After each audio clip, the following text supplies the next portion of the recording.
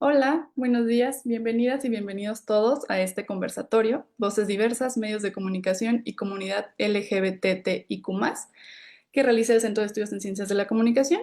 Y a nombre de la profesora Jessica Cano, les doy la bienvenida a nuestros ponentes a este conversatorio.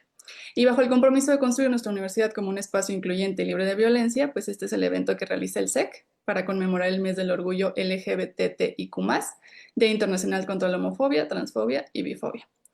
Y sin más, les presento un poco. Nuestros ponentes van a ser el doctor Raúl Antonio Olmedo, la doctora Mónica Milpas, el licenciado Alexis Durán y los modera la maestra Griselda Liscano, secretaria técnica del SEC.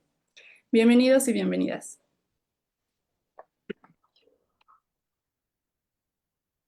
Adelante, maestra Griselda Liscano, le cedemos la palabra. Ok, ok.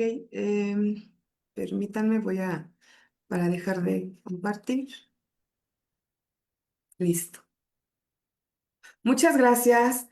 Le damos las gracias a nuestra secretaria académica, la licenciada Mich Guevara, y vamos a dar inicio a este conversatorio con un tema tan interesante que nos conlleva pues mucho a la reflexión en estos momentos que estamos viviendo.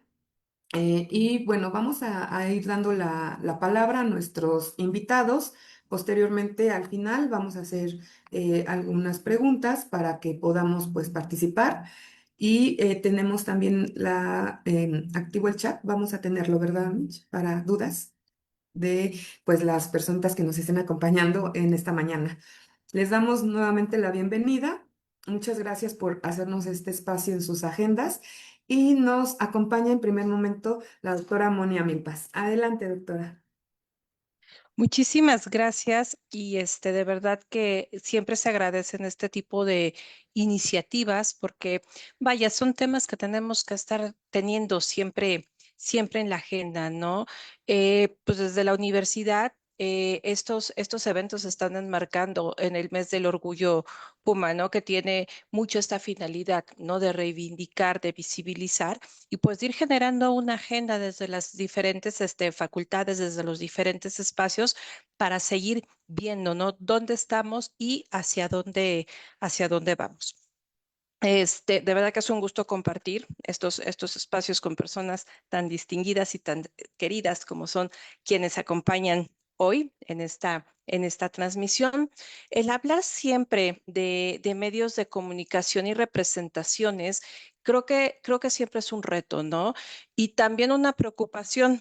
Porque pues vamos a ver, ¿no? Que históricamente, pues esto ha estado siempre en la agenda, no solo nacional, sino internacional y que no es un tema de reciente, sino que tiene una larga data y la preocupación va que si bien pues ha habido este diálogo entre diferentes estados, entre diferentes países, pues todavía sigue una preocupación muy constante, ¿no? ¿Cuál es la responsabilidad de los medios de comunicación en la construcción, ¿no? De estas narrativas y sobre todo desde esta perspectiva, ¿no? De los derechos humanos.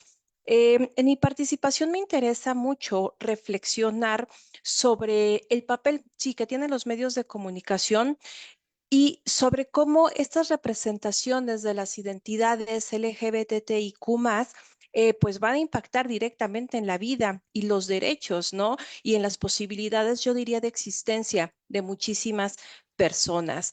Mm, Creo que aquí me gustaría partir de una premisa fundamental y entender que los medios de comunicación no son neutrales. En su momento, Stuart Hall nos dijo, no solo reflejan lo que ocurre en la sociedad, la construyen, la ordenan y la legitiman. Entonces, pues bien, vamos a ver qué nos dice en estas narrativas, en esto que vemos, en esto que escuchamos, ¿no? ¿Qué son las cosas que importan? Y lo más relevante, ¿quiénes son las personas que importan? Yo lo pondría también, ¿cuáles son esos cuerpos que importan, no? ¿Qué afectos merecen respetos? ¿Qué formas de vida son posibles? ¿Y cuáles, tristemente, deberían de ser marginadas? Entonces, si vemos el impacto mediático que tienen estas narrativas, pues es importantísimo, ¿no? Y es muy preocupante.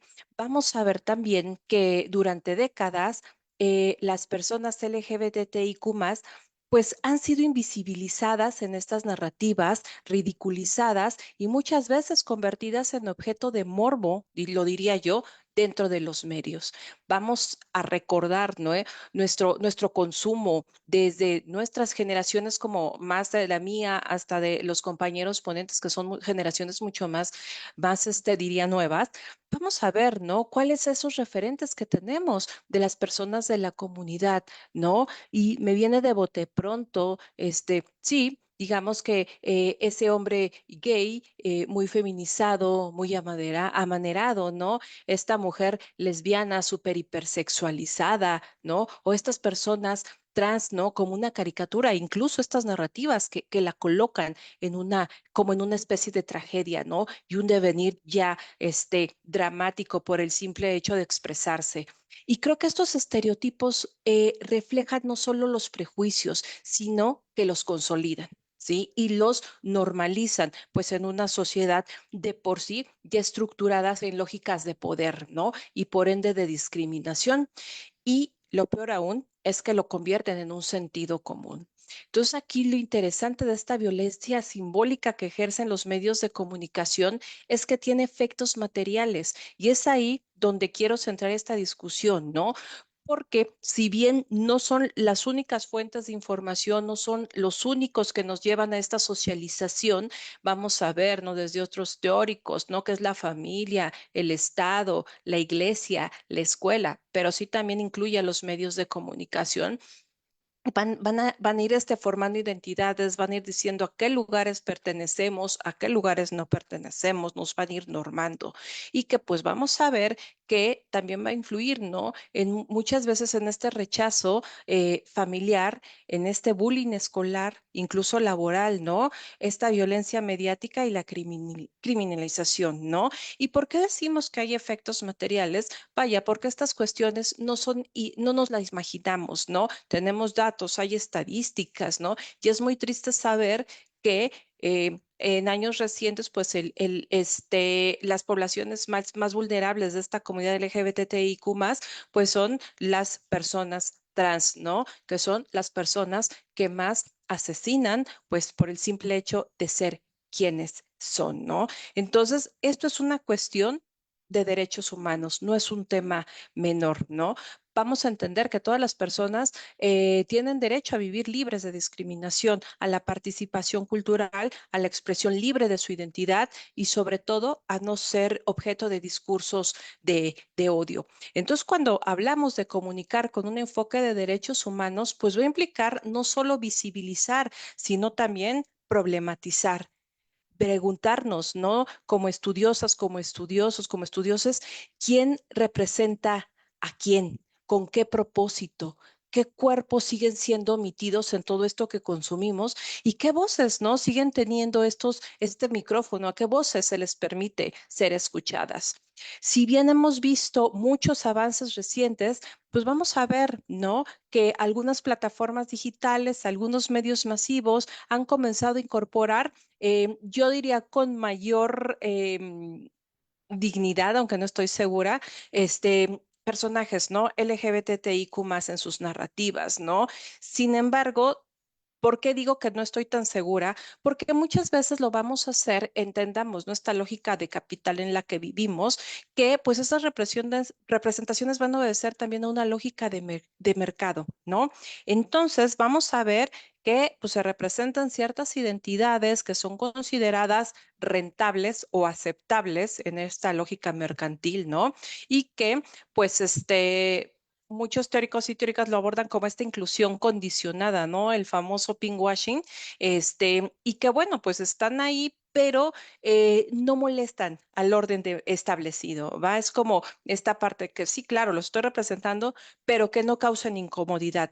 Y pues vamos a ver, ¿no? Que todos estos movimientos, ¿no? Desde la comunidad LGBTIQ+, la realidad es que se han reivindicado porque han logrado eso, generar molestia, ¿no? Han logrado empujar esta zona de comodidad que el mismo sistema pues ha establecido, ¿no?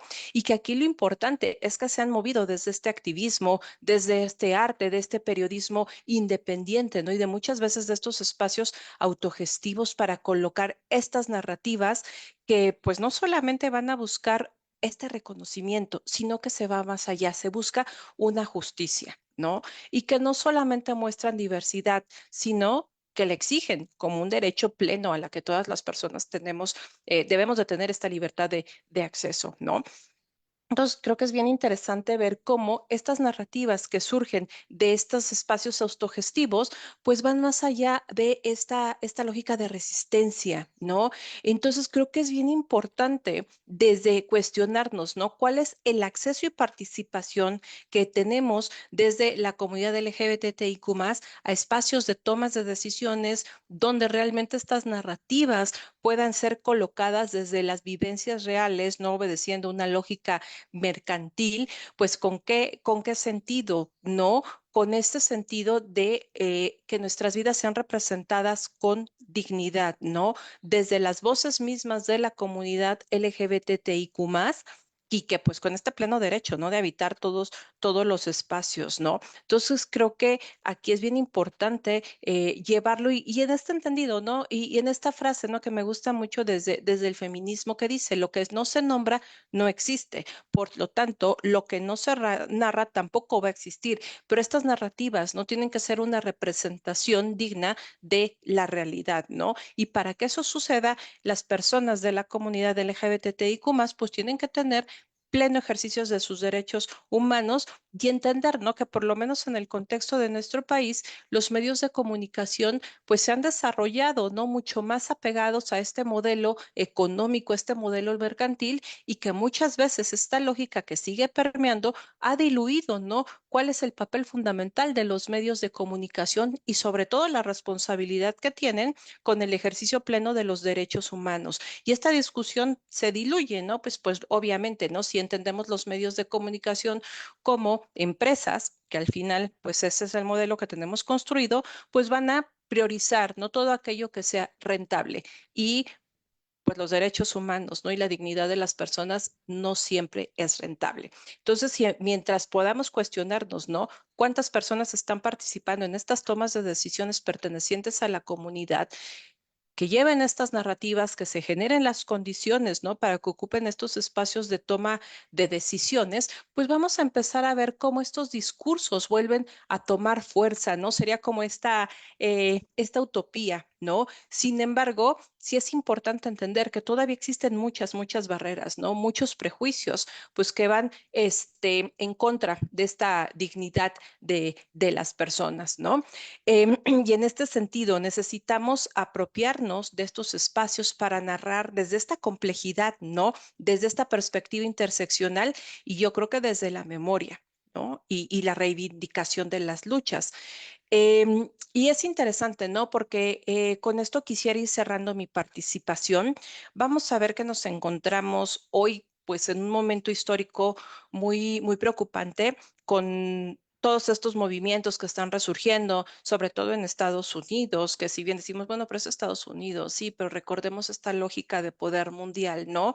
Cómo estos discursos, yo diría que estos discursos de odio empiezan a tomar más fuerza, ¿no? Y pues lo vamos a ir viendo en los medios, en la política, en la forma como se están criminalizando a las personas de las disidencias sexogenéricas, ¿no?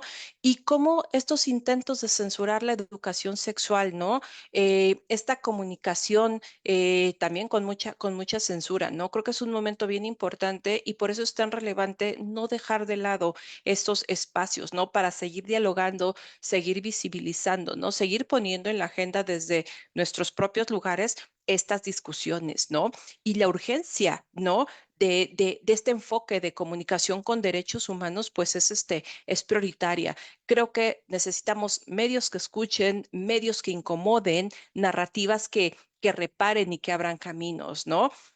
Y creo que quienes nos reunimos hoy, pues que trabajamos en diferentes espacios, en diferentes instituciones, pues apelamos a aquellas personas que están en los medios de comunicación, en los espacios académicos, comunitarios, ¿no? Que pues todas las personas tenemos una responsabilidad, ¿no? Y que no solo es hablar de diversidad, ¿no? Sino hablar también desde la diversidad, cederle la voz a la diversidad y pues la realidad, defenderla, ¿no? Como parte de una lucha social de justicia muchísimo más amplia, ¿no? Y bueno, pues con esto cerraría mi participación para darle el uso de la voz a mis compañeros, ¿no? Y pues bueno, seguramente van a enriquecer esta conversación. Muchísimas, muchísimas gracias. Sí, muchas gracias, doctora Moni. De hecho, bueno, vamos a esperar un momentito. Les pido una enorme disculpa porque tuve una pequeña falla técnica con los documentos y bueno, no leí la semblanza de la doctora Moni, pero bueno, les comento que ella es doctora en Ciencias Políticas y Sociales por la UNAM y sus temas de investigación, justo como ahorita lo pudimos ver, escuchar, es la comunicación estratégica con perspectiva de género. Feminismo y acceso y participación de las mujeres en puestos de toma de decisiones y forma parte de la coordinación académica del diplomado Comunicación con enfoque de derechos humanos y perspectiva de género, impartido por la División de Educación Continua, así como del Laboratorio Feminista de Derechos Digitales de la UNAM y de la Red Mexicana de Aprendizaje y Servicio, y actualmente es secretaria técnica de la Unidad de Género de nuestra facultad. Entonces, bueno, pues ella aquí en nuestra casa de estudios tiene una gran labor muy importante. Hemos visto también que ha crecido mucho la participación de la comunidad estudiantil en la unidad de género, ¿no? Vemos que es importante, es prioritario atender. Justo pues ahorita que estamos nosotros en este medio, pues en nuestro primer contacto con los jóvenes, con los estudiantes, entonces es muy importante el papel que tiene la doctora Mónica aquí en nuestra facultad y vamos a ir pues más adelante platicando con ella. Entonces, ahorita pues bueno, vamos a, a pasar la voz a nuestro invitado también, el licenciado Alexis Daniel Durán Segura. Él es egresado de la licenciatura en comunicación aquí en la facultad y fue ganador del séptimo concurso de tesis sobre la discriminación del Consejo para Prevenir y Erradicar la Discriminación de la Ciudad de México, COPRED, así como dos veces miembro de la Red Ciudadana por la No Discriminación de la misma instancia. Es participante del programa de capacitación Jóvenes por los Derechos ODS del Estado de México y ganador del primer lugar con el proyecto Recolección de Envases Antirretrovirales en el Capacits Nezahualcóyotl. Esto fue en el 2024. Asimismo, es activista por los derechos de las personas LGBT+ y miembro fundador del colectivo Diverses. Somos del Oriente del Estado de México y miembro de la Red de Jóvenes Positivos de la Ciudad de México. Entonces, le damos una cordial bienvenida, Alexis, y adelante, tienes la participación. Sí, muchísimas gracias por la invitación. Es para mí, en verdad, un gusto, un honor poder estar en este espacio hablando de estos temas que para las personas que nos asumimos parte de la comunidad LGBT más, ¿no? Que nos vivimos como hombres abiertamente homosexuales, eh, le vivimos todos los días, ¿no? Estamos no solo inmersos en estos espacios académicos de investigación, sino también pues en la vida cotidiana, ¿no? El poderse vivir como una persona diversa en México hoy en día sigue siendo motivo de discriminación y de violencia, ¿no? Y bueno, pues de antemano muchas gracias por la presentación. Quisiera comenzar abriendo esta conversación con un pequeño video, es parte de un video publicitario con el cual me gustaría introducir mi presentación, que va más enfocada hacia el proyecto de titulación que desarrollé para recibirme como licenciado en comunicación, pero que creo que me va a permitir y nos va a permitir darnos un panorama como parte de lo que ya mencionaba también la doctora Mónica. Entonces, me voy a dar la oportunidad de compartir mi pantalla. Espero poder hacerlo de manera satisfactoria. Y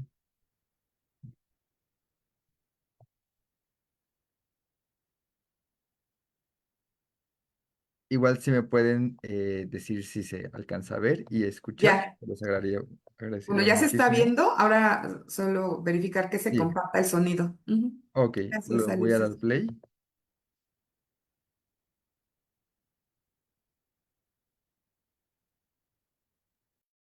Me parece que no se escucha. No se alcanza a escuchar. Bueno, igual es solo sonido musical. Igual como que lo que me interesa más es la apreciación del video en sí, entonces no habrá ningún problema. Voy a continuar. Muchas gracias.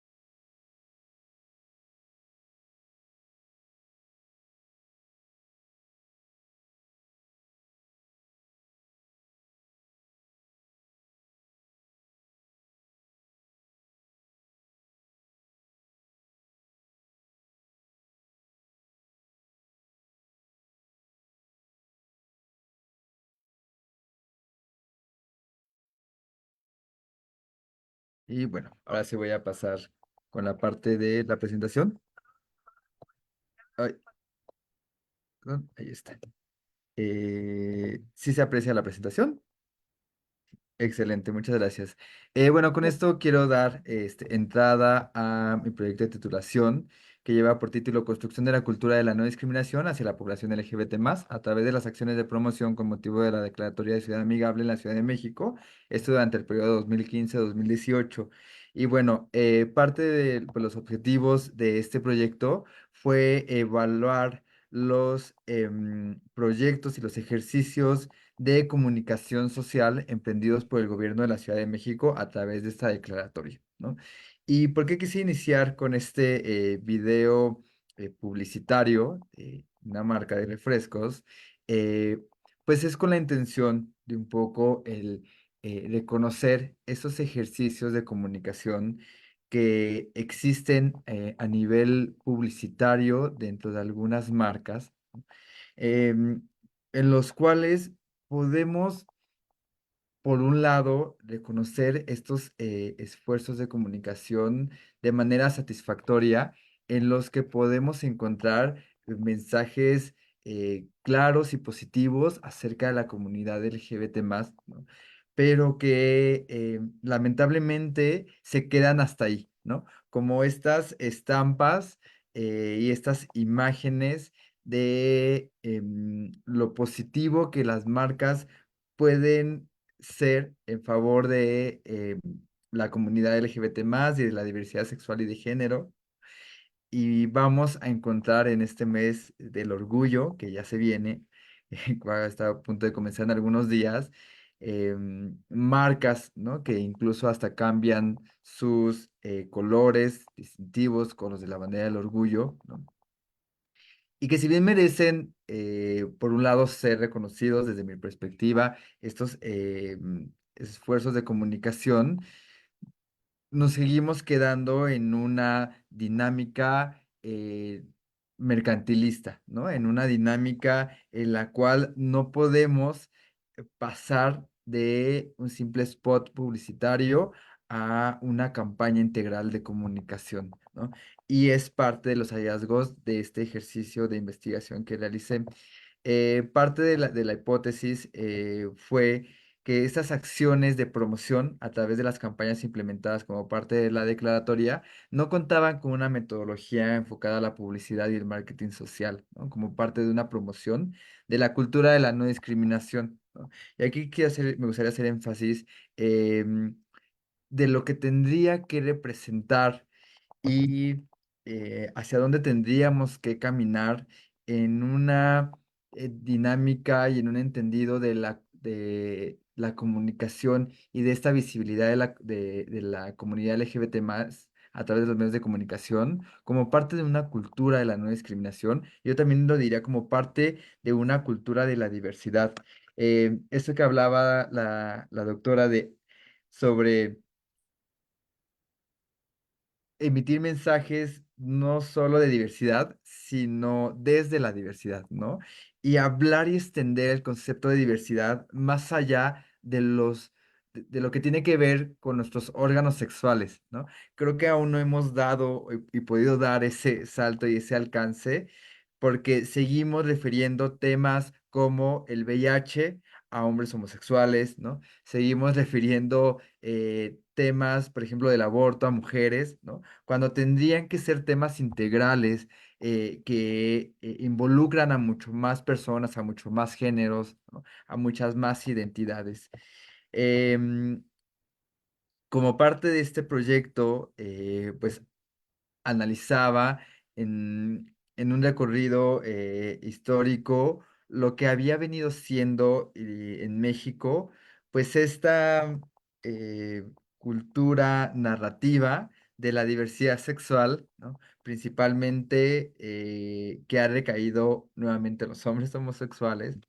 Y aquí encontramos el cartel que salió publicado en un periódico en la Ciudad de México como parte de uno de los acontecimientos más emblemáticos de la comunidad LGBT más, que es el baile de los 41, ¿no? En donde se encontraron a un grupo de 42 hombres, algunos de ellos trasvestidos, ¿no? En el México porfiriano. Y este fue uno de los mensajes que se transmitieron a la población, ¿no? Y es uno de los primeros con los cuales comienza una tradición de estigmatización y discriminación hacia las identidades sexuales. En México, pues sabemos que existe un brevario cultural y lingüístico muy vasto en torno a la identidad sexual, ¿no? Con las cuales se buscaba señalar, ¿no? Castigar y sobre todo marginalizar, ¿no? Nuestras orientaciones sexuales con conceptos como maricón, ¿no? O maricones. Em, Continuando en esta línea, pues tenemos los inicios del movimiento de la liberación homosexual y lo que hoy en día pues conocemos como el movimiento LGBT+, ¿no? Y la Marcha del Orgullo emblemática en la Ciudad de México. Y en este contexto, pues justamente la lucha ha ido o ha sido acompañada de algún modo con los cambios sociales, culturales y en las narrativas, en los medios de comunicación, pues contando hoy en día incluso con materiales como el que les acabo de bueno, mostrar, ¿no? Publicitarios, en donde pues podemos comenzar a vislumbrar otro tipo de conceptos, otro tipo de imágenes, ¿no? Eh, que van escapando un poquito de lo que venía siendo la mofa, ¿no? En los años 80 y 90 del homosexual ridiculizado, feminizado, ¿no? Este, y otros muchos más que podemos añadir. Aquí también hago hincapié, pues, que parte de nuestra constitución y de nuestro marco jurisdiccional ha ido acompañando esta lucha. En el 2011 se reformó el artículo primero constitucional en donde se agregaba a las preferencias sexuales como motivo de no discriminación. Sin embargo, no ha sido así con las identidades de género, ¿no? Y es una lucha que incluso se sigue dando dentro del Estado de México. La ley de identidad de género, por ejemplo, en el Estado no abarca a las infancias trans. Y ya recayendo en la declaratoria de Ciudad Amigable, la cual se hizo pública un 23 de noviembre del 2015, pues se buscaba diseñar programas de difusión, como lo vemos en el apartado D de esta misma declaratoria, que buscaba modificar la cultura, ¿no? Y provocar una transición hacia una sociedad más respetuosa e incluyente de la diversidad sexual y de género, ¿no? Y nuevamente abocando la diversidad hacia meramente una diversidad sexual y de género y no como un concepto mucho más amplio que va más allá, ¿no? Insisto, de nuestros órganos sexuales. Parte de este análisis pues incluyó una mm, estructura acerca de la publicidad comercial y de la publicidad social, ¿no? Y hacia dónde tendrían que ir caminando estas campañas por parte de los gobiernos locales, ¿no? Y federales que también tendrían que hacer.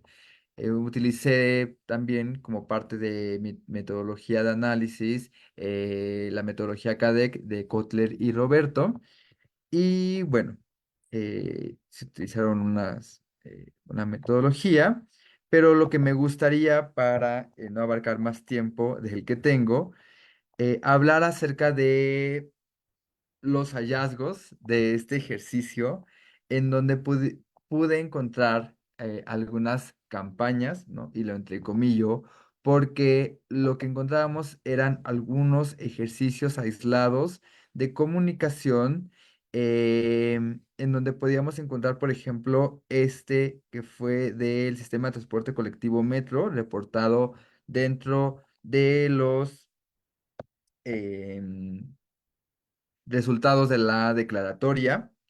Este fue en el 2016 y aquí viene, ¿no? Un ejemplo de los carteles publicitarios que se colocaron en algunas estaciones del metro. Y la verdad es que resulta bastante, pues, triste, decepcionante, ¿no? Saber que como parte de estos ejercicios de comunicación, pues en primer lugar, no había una sinergia entre las instituciones participantes, ¿no? Es decir, habían estos ejercicios, se encontraron estos ejercicios aislados, ¿no? En donde, por ejemplo, esta campaña, podemos encontrar el cartel con el eslogan "El afecto, el respeto hacia ti y los demás", ¿no? Con imágenes que además parecieran ser o simular a personas del mismo sexo, del mismo género, pero que no lo podemos asegurar, ¿no? O sea, son estas imágenes abstractas con las cuales pues se busca de algún modo justificar, ¿no? Estos ejercicios, esta declaratoria de ciudad amigable y autodenominarse como un gobierno incluyente, ¿no? Un gobierno abierto y que trabaja en favor de la comunidad LGBT, pero sin, por ejemplo, dar cuenta de los recursos, ¿no? O sea, cuando se hizo este trabajo, no se encontraron ningún documento que estipulara cuál fue el recurso destinado a estas campañas, ¿no? ¿Cuál fue, por ejemplo, los resultados obtenidos? Simplemente se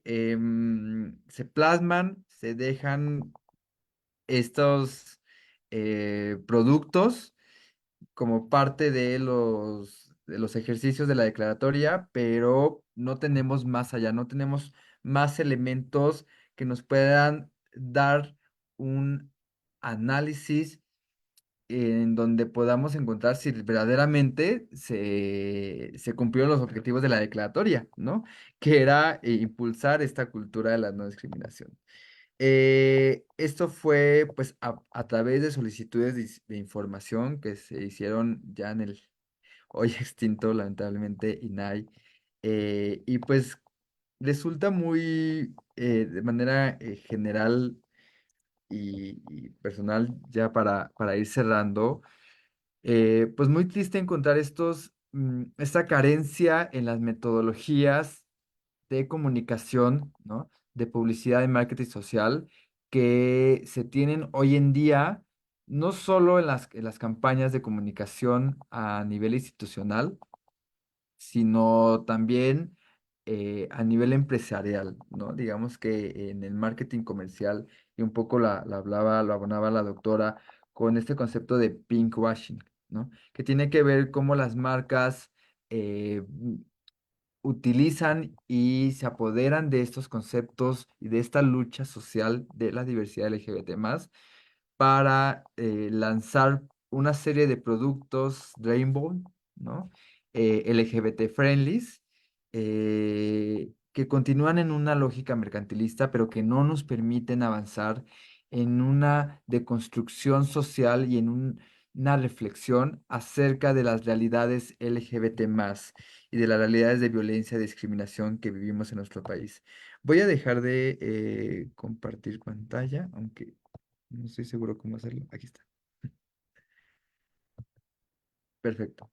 Y bueno, solamente pues me gustaría abonar que si bien hoy en día contamos con mucho más materiales audiovisuales, publicitarios, en temas de diversidad sexual, siguen siendo también materiales muy restrictivos, ¿no? En plataformas de streaming, por ejemplo, que pues necesita uno poder pagar la membresía para poder acceder a ellos, pero ¿qué es lo que sigue existiendo en televisión pública, en la radio pública, ¿no? ¿Qué pasa con estos medios que siguen sin abrir verdaderos canales de comunicación, verdaderos espacios, verdaderas estrategias y campañas de comunicación en donde podamos no solo ver, como lo veíamos al inicio de mi participación, esos ejercicios maravillosos que además nos acongojen y nos dicen,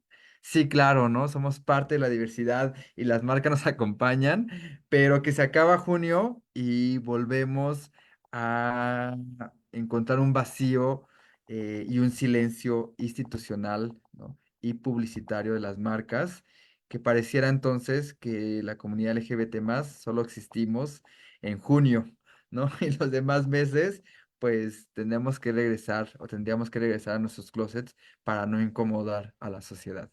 Con eso termino mi participación y bueno, doy la palabra a mi compañero Raúl. Muchísimas gracias. Muchas gracias, Alexis. ¿No? Fue enriquecedor que nos compartieras tu trabajo que pues también llevaste a cabo. De manera pues muy sistemática y pues los resultados han sido importantes. Ahorita vamos a retomar los puntos, sobre todo pues esta parte discursiva de los medios de comunicación, que en nuestro ámbito de nuestra formación pues podemos estudiar y mirar, ¿no? Esa parte objetiva y también decir las cosas como son, ¿no? Tenemos la parte pues sí empresarial, pero ¿qué pasa con las estrategias que podemos retomar como publicidad social, como mercadotecnia social, que también son utilizadas y pues eso muchas veces eh, ayuda a a la no visibilidad o a la reivindicación, ¿no? Que es lo que estamos buscando. Entonces, bueno, pues voy a compartirles parte de la semblanza de permítanme, bueno, de el doctor ahora doctor Raúl Anthony. Bueno, él se ha enfocado en esta parte también de la comunidad LGTB+, estudia también los efectos de la comunicación, ¿no? La parte de los medios de comunicación también. Eh, Actualmente es profesor también aquí de la Facultad de Ciencias Políticas y Sociales, como profesor de tiempo completo. Y pues ahorita nos va a compartir parte también de esta investigación. De hecho, él ha realizado investigación también en otros países. Y bueno, creo que no me queda más que darle la palabra y ya empezaremos a platicar ahorita con nuestros invitados de forma eh, con más calma y más tiempo. Adelante, doctor Raúl. Hola, pues buenos días a todas, todos y todes. La verdad es que me alegra mucho ver a personas que trabajan estos temas como Mónica Mil, ¿no?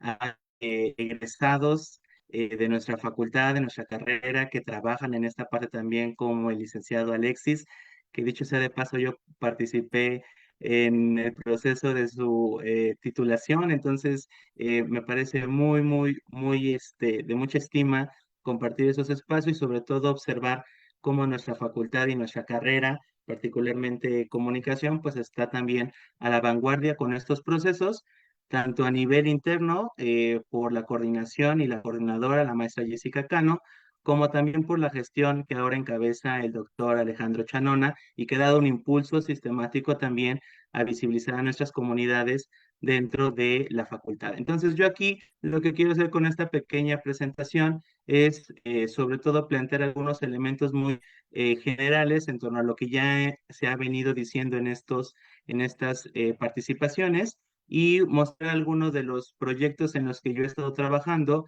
en relación al papel que juegan hoy esas representaciones LGBT en los medios de comunicación, particularmente en las plataformas de video bajo demanda como Netflix, Prime, etcétera, porque parece que hoy el tema en el que nos deberíamos estar enfocando, sobre todo como algo que me parece muy importante, ya no es solamente si nos presentan en la tele o en esas películas, sino qué rasgos tiene, ¿no? Entonces, eso me parece fundamental.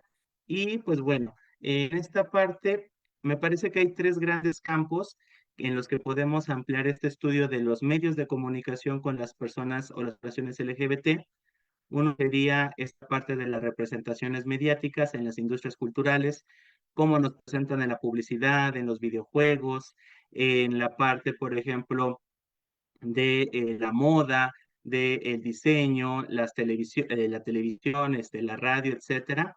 Así como también encontramos este otro gran campo que tiene que ver con el activismo, ¿no? Aquí, licenciado Alexis, no me dejará mentir que, por ejemplo, en la pandemia, muchos colectivos, al no poder juntarse de manera presencial, pues utilizaron el espacio digital para continuar sus actividades, ¿no? O sea, hacer estos espacios de encuentro, ¿no? Esos espacios de reflexión, de acompañamiento y de solidaridad que me parecen también importantes y van de la mano con este activismo del movimiento LGBT en cómo utiliza estos medios, estas tecnologías, pues para impulsar su agenda, ¿no? Y en el otro gran campo tenemos estos usos situados y diferenciados en torno a las TIC, es decir, cómo utilizan las tecnologías de la información y la comunicación los jóvenes, las infancias, las personas adultas o las personas de la tercera edad, que con cada uso, pues, tiene una cierta particularidad y que es un campo que poco se ha trabajado, por ejemplo, ¿no? En este caso, me parece muy relevante estas dimensiones porque son tres grandes áreas en las que nuestra carrera y el campo de la comunicación pueden empezar a articular esos objetos de estudio o líneas de investigación en torno a las poblaciones LGBT. Dentro de esos tres campos, yo me he estado en los últimos años especializando en esta parte de las representaciones mediáticas, es decir, cómo los medios muestran a las personas LGBT. Y para ello, lo que les vengo a presentar aquí son unos resultados de una investigación que realicé y que pronto espero salga a la luz, ¿no? Y que tiene que ver en esta parte de cómo estas plataformas de streaming, ¿no? O de video bajo demanda, ¿no? Construyen a sus personajes LGBT y qué implicaciones tienen para el contexto mexicano. Esto es muy importante porque, como ya decía, por ejemplo, la doctora Mónica Milpas y también el licenciado Alexis, pues la particularidad de estos elementos descansa en que a través de estas formas de representar a estas poblaciones, pues imponen límites de cómo deben comportarse, cómo podemos referirnos a ellas, cómo podemos interactuar con estas personas y de qué manera se pueden construir o no sus aspiraciones en la vida cotidiana. Entonces, para eso nosotros nos dimos a la tarea de analizar 152 productos de estas 8 plataformas que están aquí arriba con las imágenes que son disponibles en México, con la finalidad de ir planteando una hipótesis que ya no va en el sentido de nos estamos en las películas o en las series, sí o no, sino más bien cómo nos están representando o cómo se están representando estas comunidades. Y esto me parece importante porque aunque hay ya mayor visibilidad, pues no deja de haber ciertas sobrerepresentaciones, como por ejemplo la comunidad gay en estos espacios, relegando a otras como por ejemplo la población trans, la población queer, la población pansexual, etcétera, ¿no? Entonces, estas representaciones, insisto, son muy relevantes porque ellas, a partir de ellas, se pueden generar esos estereotipos o incluso ayudan a legitimar la violencia en contra de estas comunidades en la vida cotidiana. Sin embargo, y eso es parte de un alcance interseccional, pues va de la mano a que estas producciones en términos mediáticos, pues no pueden no estar exentas de estas relaciones de poder, que cuando los metemos con clase social, territorio, raza, etnia, etcétera, pues te vas dando cuenta que hay un cierto tipo de población LGBT que es como el estándar, y el problema es cuando tú no encajas en ese estándar y empiezan estos procesos de violencia o incluso de legitimidad y de desigualdad, ¿no? Entonces, aquí les traigo, les digo, algunos resultados porque clasificamos estas producciones audiovisuales en términos de web, en qué plataformas están, en qué años se lanzaron, etcétera. Y lo que vamos a ir viendo del lado izquierdo en esta gráfica de pastel, pues vamos a darnos cuenta del porcentaje de estos contenidos dentro de cada plataforma. Y pues vemos que HBO, Netflix y Prime son las que tienen un mayor porcentaje en esa parte, que no es, o más bien que es muy similar a las tendencias a nivel internacional. Estas dos plataformas, HBO y Netflix, son las que lideran ante toda esta producción de contenidos. Y entonces ahí es cuando uno empieza a preguntarse, bueno, ¿y qué ganan con esa dimensión? ¿No? O sea, no solamente es un hecho de que siempre hayan tenido esta parte, sino que a nivel histórico, como lo muestra la gráfica de su derecha, vamos a darnos cuenta que a partir de la segunda década del siglo XXI, vamos a encontrar un avance y un incremento en no solo la visibilidad de estas películas, de estos contenidos, series, sino también va a haber un incremento en la producción de estas alrededor de las plataformas. Y eso me parece importante porque hoy cada vez más esta visibilidad es algo que a los jóvenes les interesa mucho, ¿no? O sea, esta dimensión de por qué crean estos contenidos, porque hay un nicho de mercado, una audiencia LGBT que no ha sido atendida en términos de qué contenidos a esas personas le interesan, ¿no?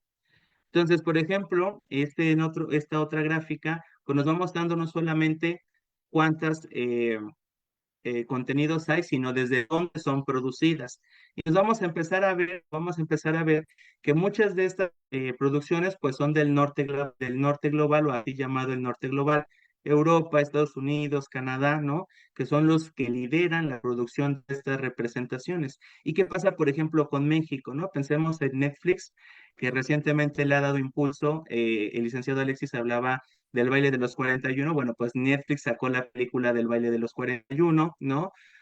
Otras más han retomado esta parte histórica para poder visibilizar la violencia que se sufría y se sigue sufriendo desafortunadamente en el contexto mexicano, pero lo que sí debe quedar claro aquí, por ejemplo, siempre me salta la pregunta con estos datos de por qué no hay películas que nazcan, que se sitúen en contextos como, por ejemplo, en países de África o de Medio Oriente. ¿Cuáles son las dinámicas que hay detrás de ahí? Pues nos vamos a encontrar que más aquí en México o en el norte global hay una mayor visibilidad y representación, pues hay otras regiones del planeta en donde ser LGBT puede costarte la vida, es ilegal y te puede costar la vida. Entonces, allí, en esta forma de representar y en estas, vamos a decirlo así, ubicaciones de los polos en que se producen estas narrativas, pues nos vamos dando cuenta que entonces estas representaciones no son, vamos a decirlo, equitativas en términos de quiénes se representan y qué rasgos construyen en esa parte, ¿no? Cuando entramos a la parte de los personajes, pues bueno, a lo mejor algo que no es sorpresa para quienes vemos esos contenidos, para quienes somos de la comunidad, pues es que hay una, no solo sobre representación de la población gay, sino que también tienen rasgos muy definidos en torno a ciertos aspectos, ¿no? Son caucásicos, se desarrollan las narrativas en ámbitos urbanos, los personajes son a veces de clase económica alta, tienen estudios universitarios o incluso superiores, ¿no? Sus temáticas se desarrollan en problemas a lo mejor afectivos, dramáticos, ¿no? Y lo que me parece interesante de esta dimensión es también ver la relevancia no solamente de qué grupo, qué comunidad está más visible en estos contenidos que otras, sino el momento de la vida en que ellos están. Porque si se dan cuenta, pensemos en Heartstopper, voy a poner un ejemplo, pues son adolescentes o jóvenes que están tratando su vida en Inglaterra, ¿no? pero la mayoría de estos contenidos, al menos de los que analizamos, pues muestran, por ejemplo, aquí que de ese 100%, una tercera parte, un poco más de la tercera parte, representan a hombres gays, ¿no? Adultos, ¿no? Es decir, no hay jóvenes gays, no hay ancianos LGBT o infancias LGBT, sino que el rasgo de la adultez adquiere también importancia. Y es ahí donde surgen esas preguntas en torno a cuál es el estereotipo o el estándar que se postula en esta dimensión. Vemos, por ejemplo, aquí que la comunidad trans llega a tener poca visibilidad, todavía ahí hay una deuda que tienen estas empresas, estas industrias culturales con estas comunidades, así como también, por ejemplo, que son muy pocos en las que se habla de personas LGBT de la tercera edad. Eso es bien interesante porque entonces pareciera ser, como decía la doctora Mónica Milpas, que lo que no se nombra y no se representa, pues no existe, ¿no? Entonces, eso tiene grandes repercusiones porque siempre que pensamos en las poblaciones LGBT, las pensamos en esta dimensión juvenil, con dinero, con aspiraciones, pero ¿qué pasa cuando ya no eres treintañero, con 20 años, 30 años, sino que ya eres de la tercera edad? Y como muchos estudios mencionan en México, pues cuando las personas LGBT entran en la etapa de vejez o de la tercera edad, pues tienen que regresar al closet, pues para que sus familias puedan cuidarles, puedan atenderles o puedan acceder incluso a servicios de salud sin esa violencia, ¿no? Entonces, creo que eso va mucho de la mano con estas dimensiones y qué impacto tienen estas empresas en ese sentido de presentar a las poblaciones LGBT y bajo qué características. Y ya para cerrar, porque creo que la discusión puede ir muy bien en esta parte, pues sabemos y entendemos que estas plataformas eh, construyen estas representaciones mediáticas, ¿no? Pero ¿qué pasa cuando nos saturan con representaciones de cómo es ser LGBT en España, en Inglaterra, en Francia, en Alemania? ¿Y qué pasa entonces con el contexto mexicano?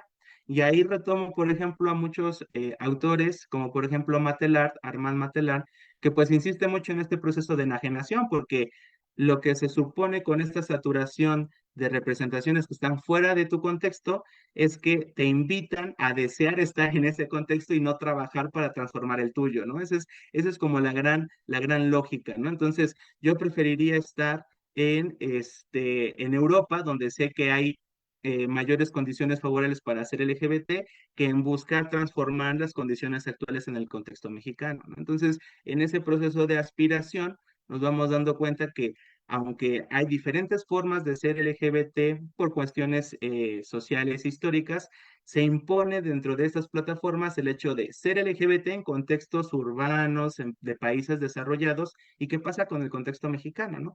Que ahora, como ya aquí lo mencionaba, pues estas empresas han empezado a trabajar y a visibilizar los contextos más allá de los países centrales, como por ejemplo el caso mexicano, y es ahí donde empezamos a ver que también tenemos realidades y también tenemos ciertos retos que complementar, ¿no?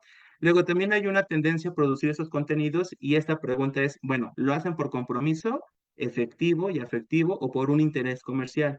Y la realidad, desafortunadamente, bueno, por lo que ha dicho tanto la doctora Mónica como el licenciado Alexis, pues es que va de la mano con un interés mercantil, ¿no? Al no haber contenidos dignificados en el ecosistema mexicano, por ejemplo, en la televisión, pues muchos de estos suscriptores para estas plataformas, pues obviamente estamos ahí por esa variedad de contenido que nos muestra esas historias a las que quisiéramos aspirar o ser, ya no espectadores, como dicen ahora los jóvenes, ¿no? Siempre espectador, nunca participante, y va de la mano con ese carácter, ¿no? Entonces, algo aunque a pesar de esta dimensión interseccional es todavía muestra un reto, creo que también hay un cambio sustancial y eso tiene que ver no solamente con los personajes, sino con la finalidad.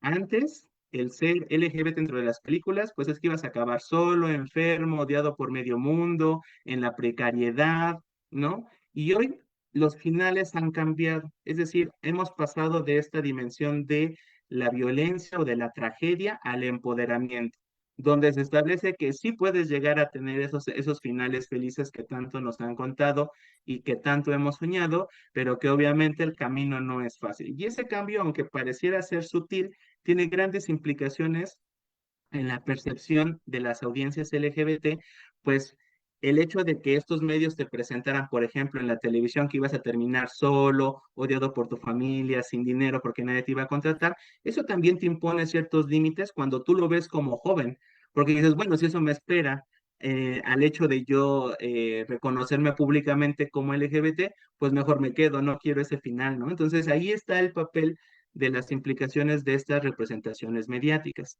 Y ahí es donde volvemos a esta reflexión en torno a este catálogo que nos ofrecen estas plataformas, pues sí tienen una preponderancia de los países del norte global en cuanto a la forma de pensar y representar estas comunidades, también imponiendo hasta cierto punto cuáles son estas aspiraciones, ¿no? Y es en donde encontramos esta parte de no basta hoy con saber si nos representan o no en los medios, sino cómo nos están representando, cuáles son las imposiciones narrativas que nos ponen y cuáles son los fines o vamos a decir, los finales a los que podemos aspirar en este nuevo contexto de derechos humanos, ¿no?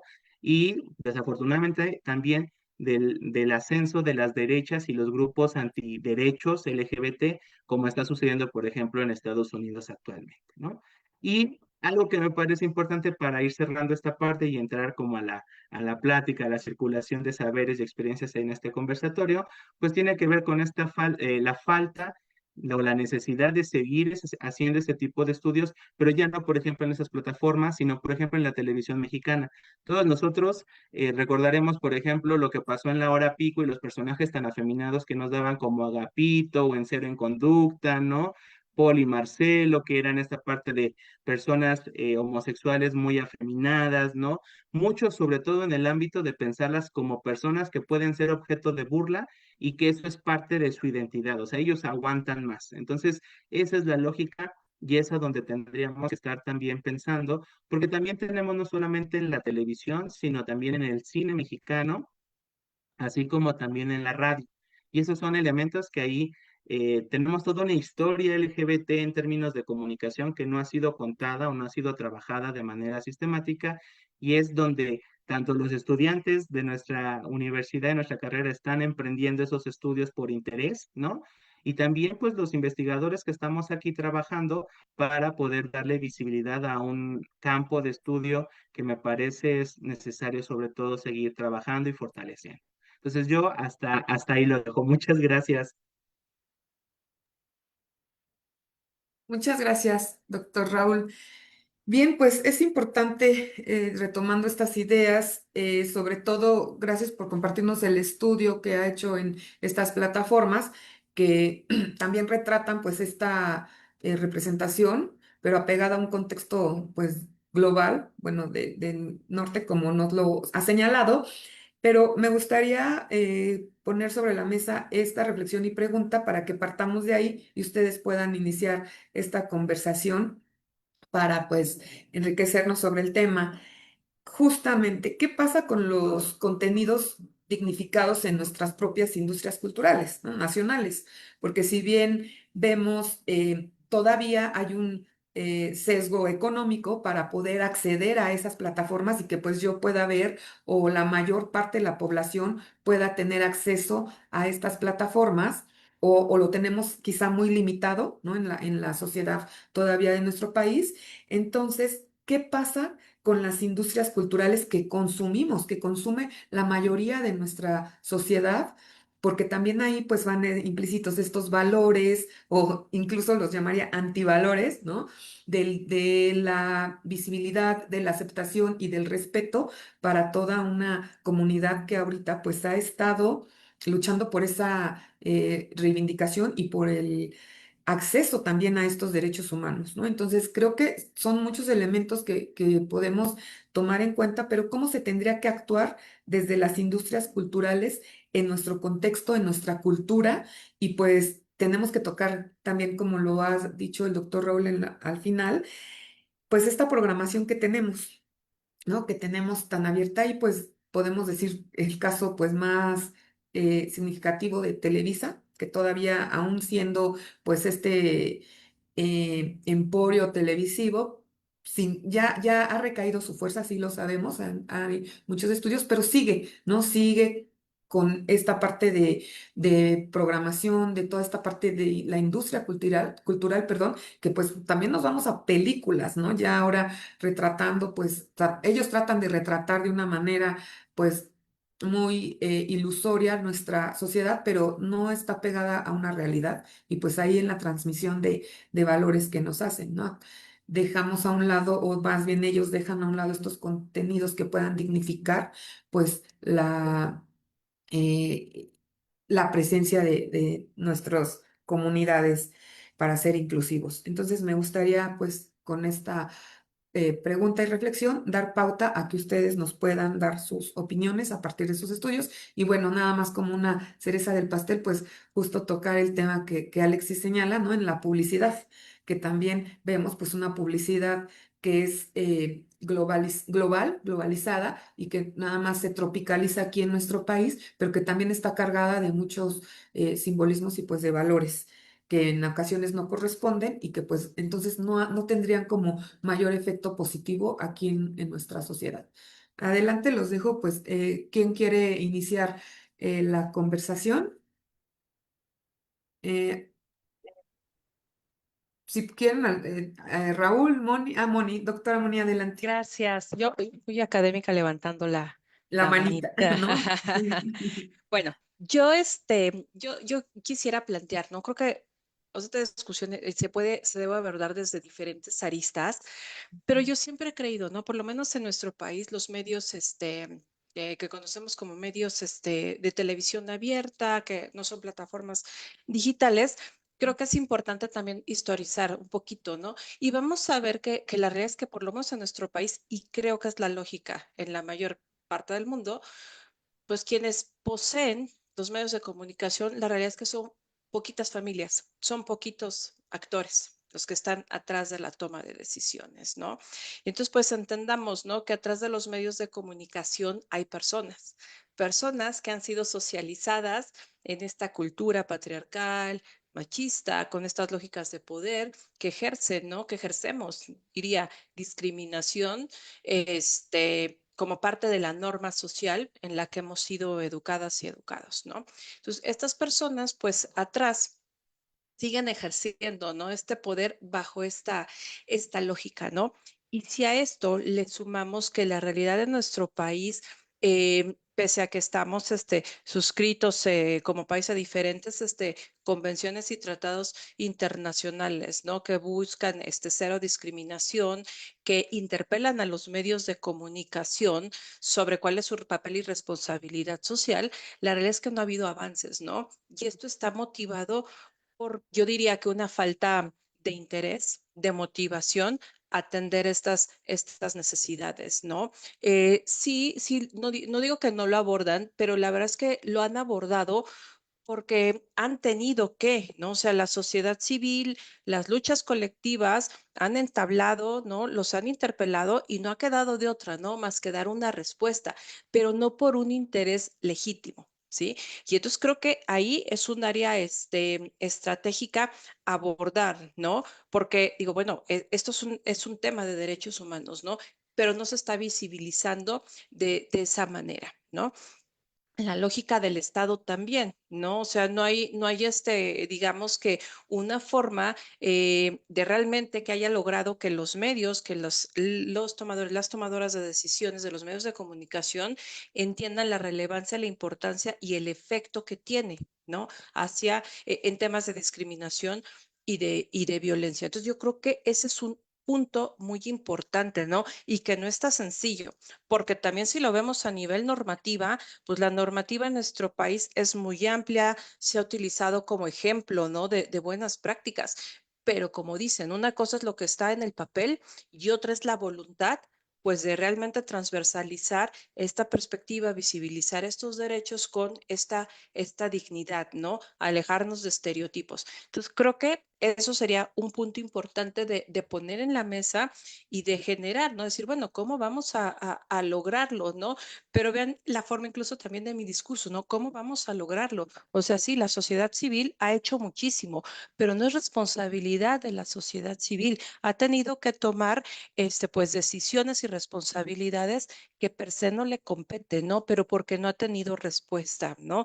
Y esta respuesta, yo sí pienso que tiene que ver mucho con la socialización a la que estamos, inmersas todas las personas, ¿no? Y también creo que ahí falta un interés de informarse y pues de entender, ¿no? Que las sociedades van cambiando, van evolucionando y que estos son temas que ya no pueden ser invisibles, ya no se pueden ocultar, ¿no? Y entonces creo que ahí es algo muy importante, pues que hay que considerar de una forma estratégica. Sería mi participación.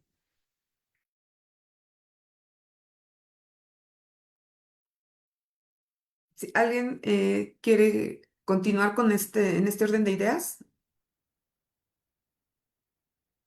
Alexis. Sí, muchas gracias. Em, pues, justamente respondiendo a la pregunta, ¿no? Hacia dónde tendríamos que avanzar las industrias culturales en temas de diversidad. Yo creo que, por un lado, bien lo acaba de mencionar la doctora Mónica, el hecho de enfocarnos en los derechos humanos, ¿no? Creo que no perder de vista que hablar de estos temas es hablar de la garantía de los derechos humanos, ¿no? Y no perder el punto, porque si no, entonces pareciera que como lo dicen muchos grupos de ultraderecha, se están pidiendo y exigiendo espacios de privilegios, ¿no? Cuando simplemente se busca una reivindicación de una violencia sistemática por parte de distintas estructuras sociales, ¿no? Entonces, yo creo que eso por un lado. Por otra, que tendría que ir acompañada no solo de la inclusión, ese concepto que me gusta mucho de la inclusión forzada, porque entonces pareciera que necesitamos ver a gente de la diversidad o no, personas homosexuales, ¿no? De manera más coloquial, en todos los programas de televisión, ¿no? Y es decir, no va por ahí, ¿no? No me parece que la intención sea esa, sino más bien cómo abordamos los temas, ¿no? Este ejercicio que nos compartía Anthony, que me parece maravilloso, el analizar cómo se dibujan estos personajes, ¿no? Porque son personajes de la diversidad en programas y ver cuál es su narrativa, ¿no? Desde dónde se está hablando, ¿no? ¿Qué es lo que nos están diciendo?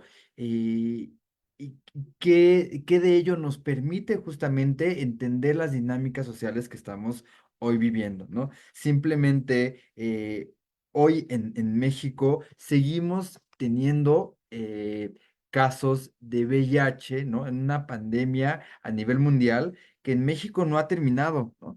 Y no vemos a los gobiernos ni locales, ni estatales, ¿no? Ni federales haciendo un esfuerzo en trabajar estos temas, ¿no? E insisto, no solo porque tengan que ver con temas de la diversidad, pero sí tiene un impacto directo en la comunidad LGBT, ¿no? Entonces, tendrían que ir acompañados este tipo de esfuerzos de comunicación y esta intención de pintar a la ciudad de México, por poner un ejemplo, de colores, tendría que ir acompañado también de un avance en temas legislativos, ¿no? Un avance en temas de derechos, en temas de regulación de medios de comunicación, ¿no? Es decir, no perdamos de vista que no solo se trata de aperturar estos espacios a temas de diversidad, sino también se trata que los acompañemos de otra serie de temas que siguen estando pendientes en la agenda de las industrias culturales, ¿no? El tema de la inclusión de los pueblos originarios, las comunidades indígenas en México, tendría que ir acompañado también, porque hablar de diversidad no solo es hablar de identidad de género y diversidad sexual, sino también de diversidad cultural, ¿no? Entonces, ampliar nuestro aspecto en concepto de diversidad y no perder de vista los derechos humanos, ¿no? Que me parece que es lo que le da sustento a esta lucha social.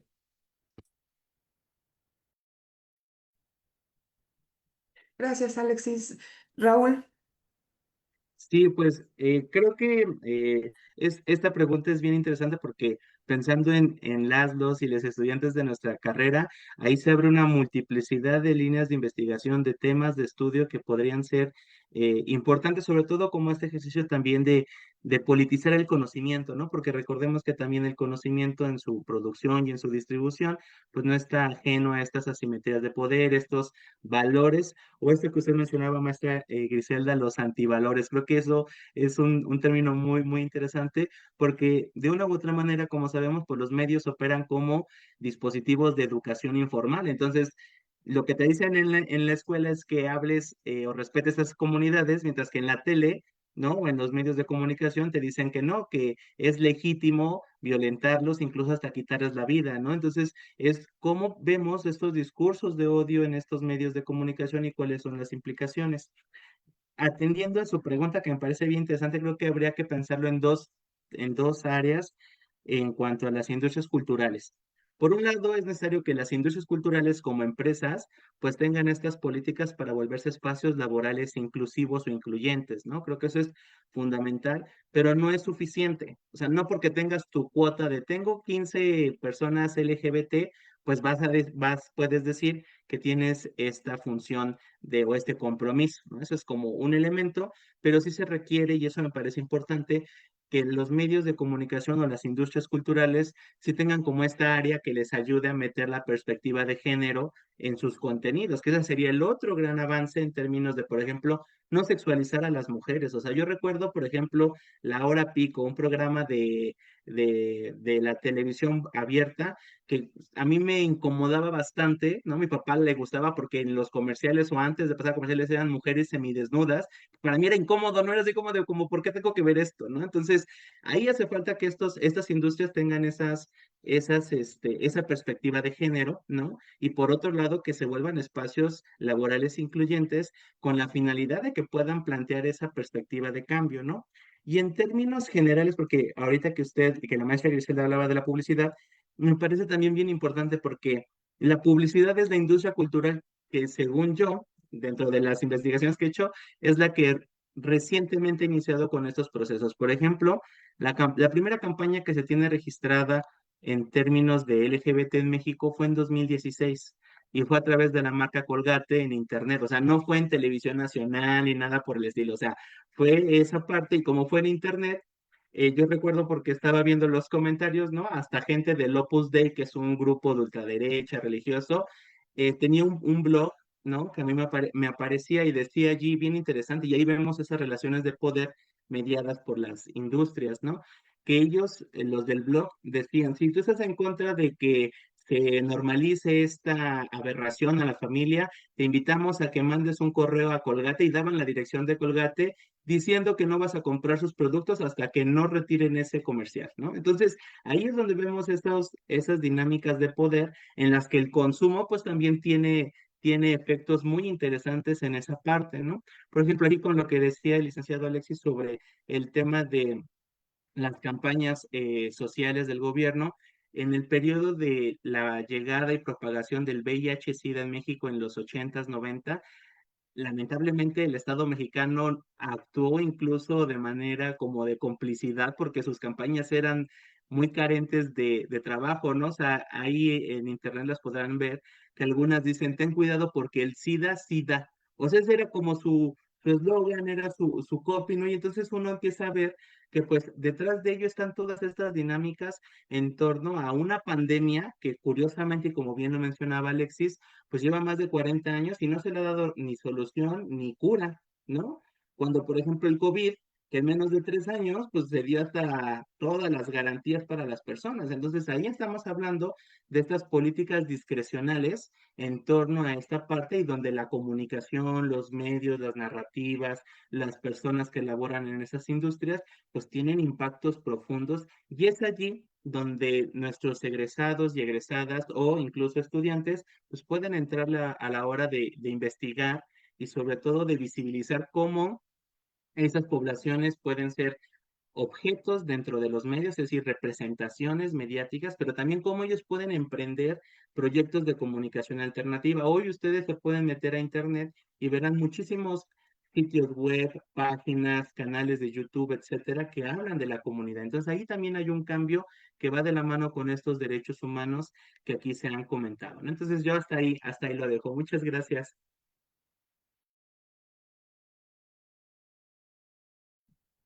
Adelante, Alexis.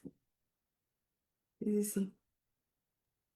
Sí, bueno, nada más me quería, bueno, eso estaba como aplaudiendo a Anthony, pero ya aprovechando que tengo la Ah, palabra, este, que también creo que me parece muy valioso, el reconocer esta parte, ¿no? De lo que se ha hecho bien, ¿no? De ujú. estas acciones de comunicación, tanto en la industria privada como en las instituciones públicas, que se han hecho bien, ¿no? Lamentablemente en México no tenemos ninguna experiencia, por lo menos que yo conozca a nivel institucional, que podamos reconocer y aplaudir. Y eso es lo más lamentable, ¿no? Que pareciera entonces que la industria publicitaria está haciendo la chamba de lo que le correspondería al Estado, ¿no?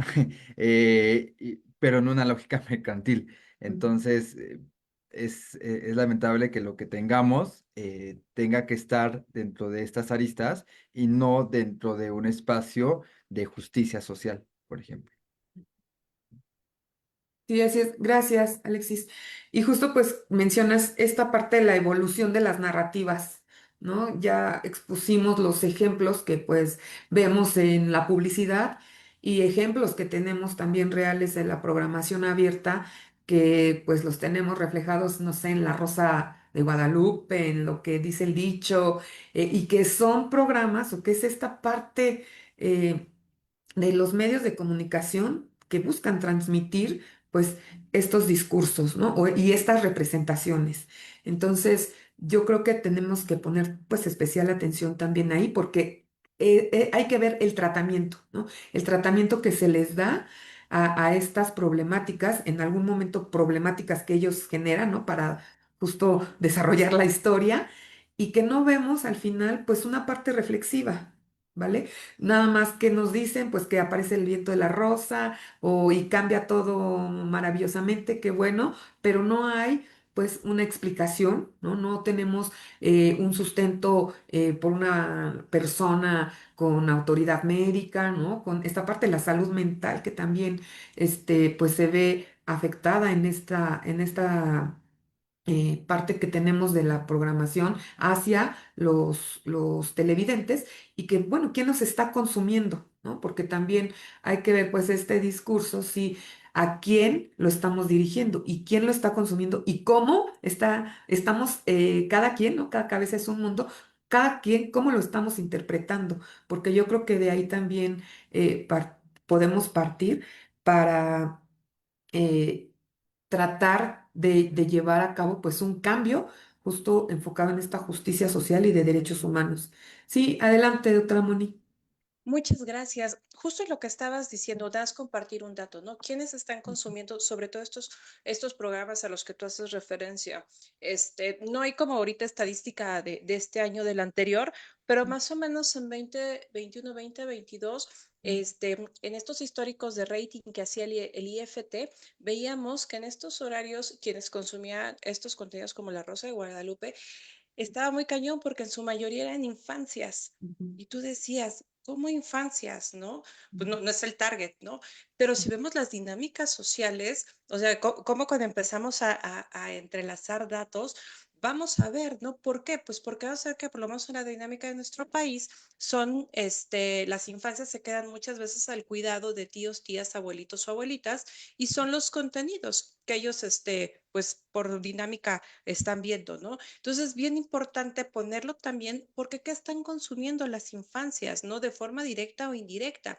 Y si lo relacionamos, ¿no? Con estos estudios desde la psicología, ¿en qué momento empezamos a consolidar nuestras identidades, nuestro lugar en el mundo? Pues, ¿qué están consumiendo, no? Infancias y pues personas que todavía, pues, no tienen desarrolladas muchas funciones cognitivas, que están aprendiendo su lugar del mundo. Yo creo que es bien importante, ¿no? Imaginemos, ¿no? cómo me estoy viendo representado, ¿no? ¿Pertenezco o no pertenezco? Y la consecuencia, ¿no? Social y moral que se transmite muchísimas veces a través de estos contenidos. Entonces, creo que ese también es un dato bien interesante. Sería fabuloso tener todavía la data actual, ¿no? En cuanto a quienes están consumiendo este tipo de programaciones y pues súper relevante lo que estaban comentando, ¿no? Los contenidos y cuál es el impacto que empezamos a tener a esas edades tempranas de nuestro devenir en este mundo, ¿no? Nada más. Gracias. Sí, gracias, Moni. Precisamente, ¿verdad? ¿Cómo se va formando la identidad o cómo contribuyen, pues cuando pues solamente hay acceso quizá a ese tipo de programación, cómo se contribuye al fortalecimiento de una personalidad, de una identidad y que va a impactar en el futuro, pues, de estas personas. Entonces, y que ahora vemos, pues, justo, pues, cómo se tiene que, pues, expander esa lucha.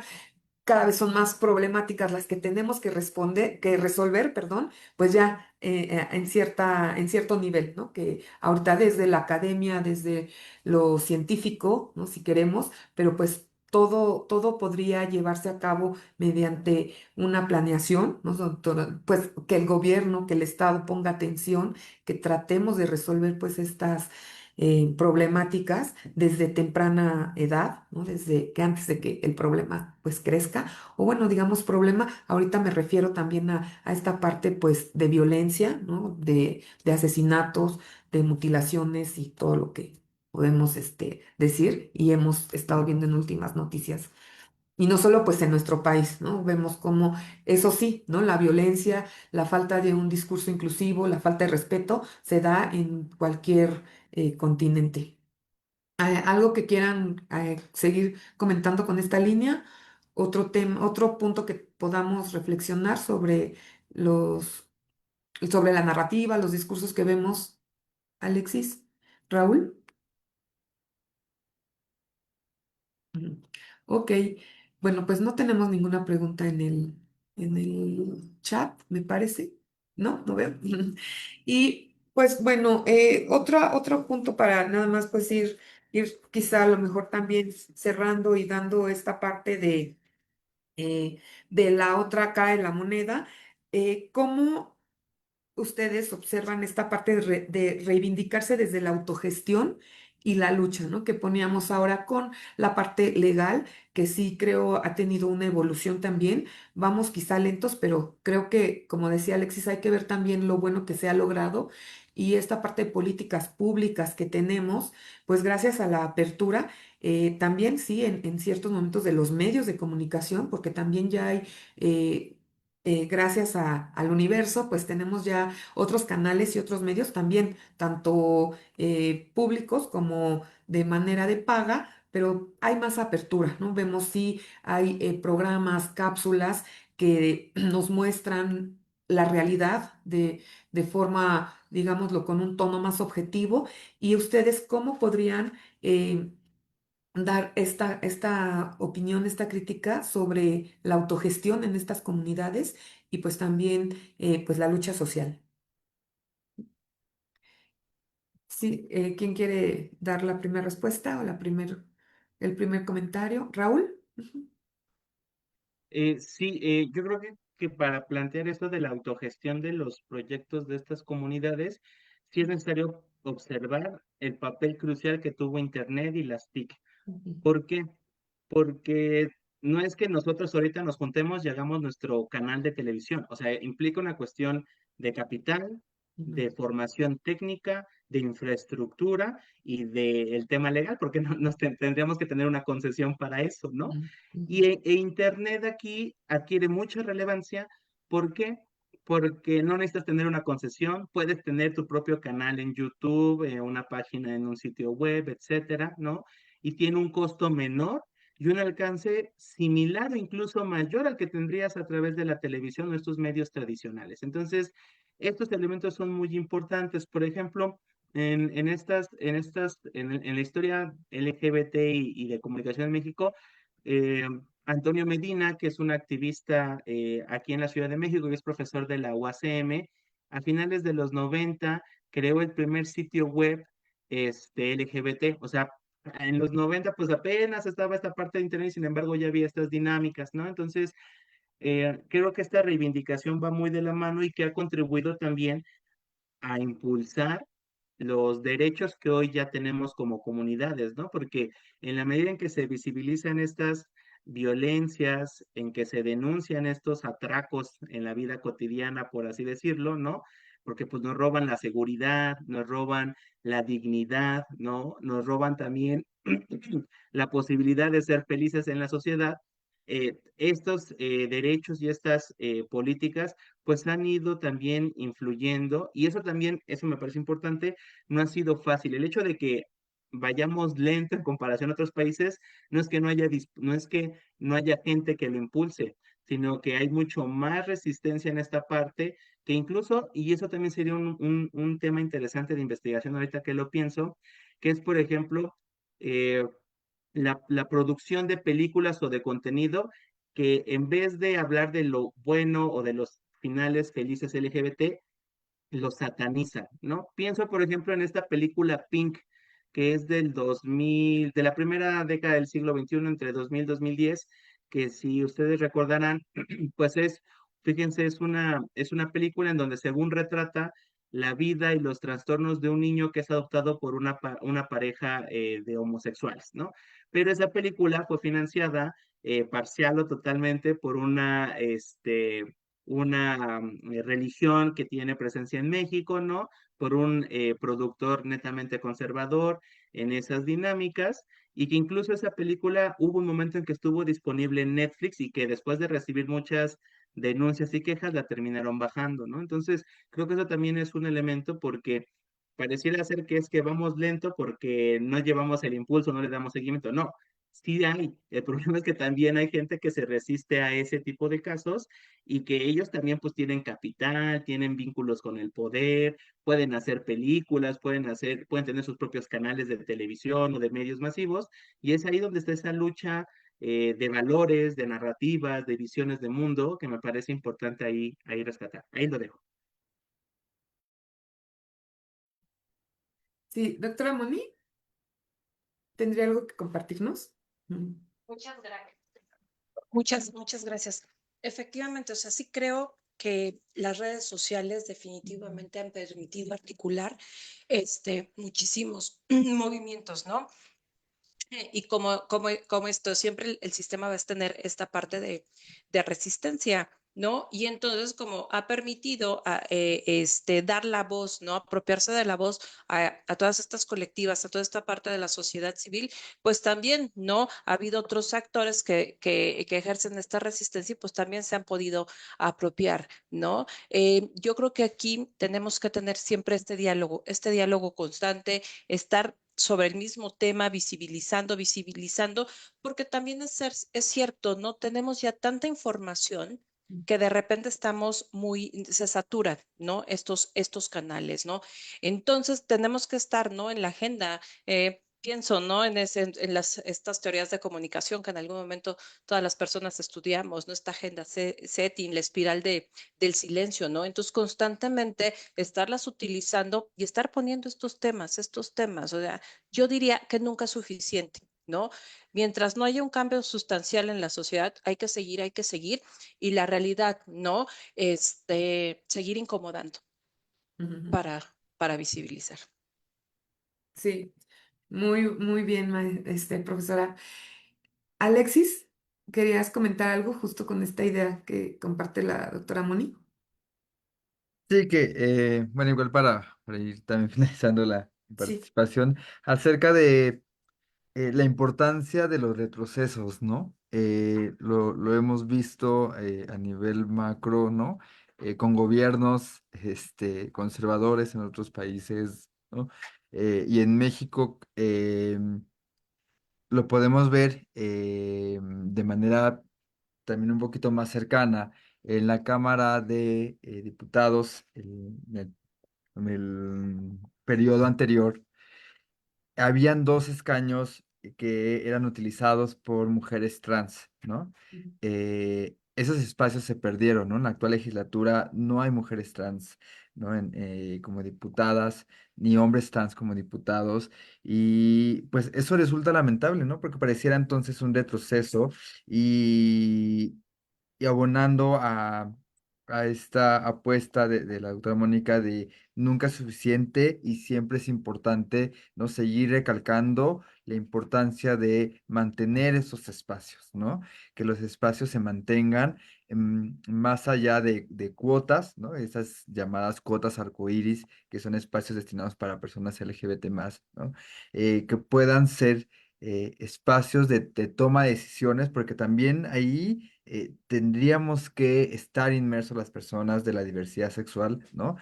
Para abonar con nuestros propios discursos, ¿no? Nuestras propias narrativas, que son importantes visibilizarlas, porque si no, entonces tenemos como las que Raúl nos comentaba, estas narrativas europeas, ¿no?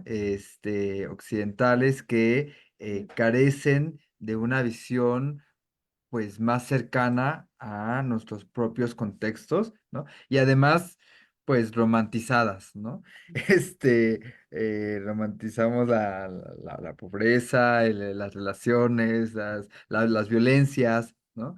Eh, y me gustaría cerrar con esta parte también que mencionaba Anthony acerca de cómo esos discursos nos hacen perder el foco en nuestros contextos sociales y entonces pareciera que ya tenemos un avance sustantivo, ya nos podemos casar los hombres homosexuales y entonces ya podemos armar nuestros bodorios y ser felices y tener familias, etcétera, etcétera. Pero dejamos de tomar en cuenta que las mujeres trans siguen siendo asesinadas, ¿no?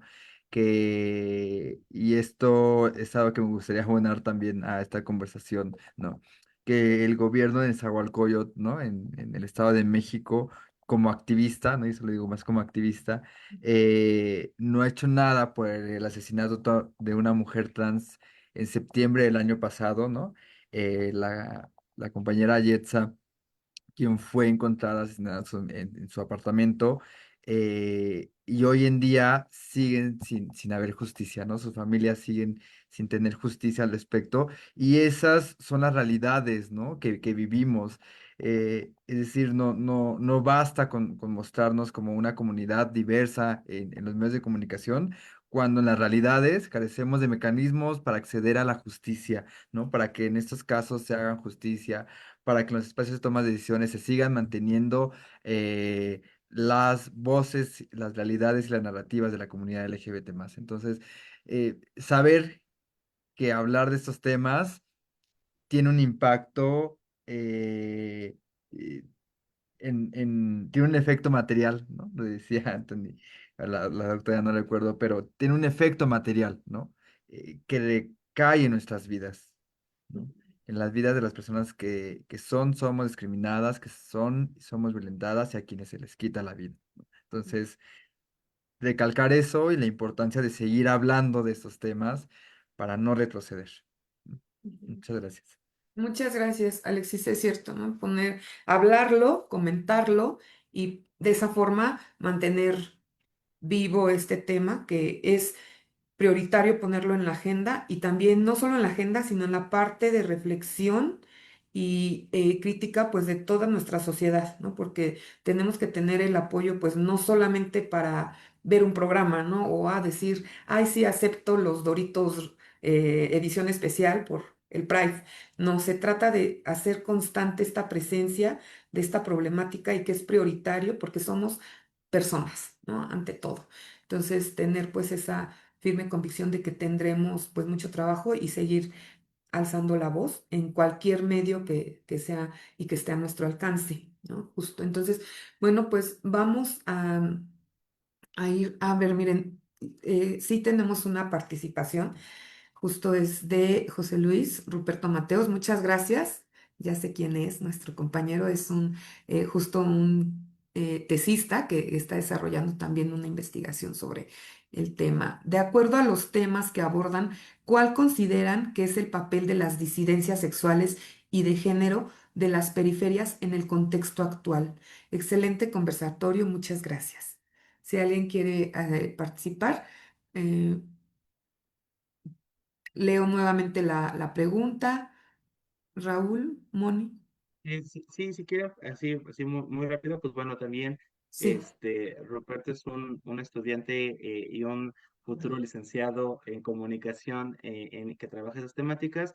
Y pues me parece que hablar de las periferias y de las personas que viven en esos espacios, pues también es importante, ¿no? Porque nos remite luego a pensar en que esos estándares de cómo ser LGBT, pues se sitúan siempre en lugares citadinos, urbanos, ¿no? En lugares muy bellos, ¿no?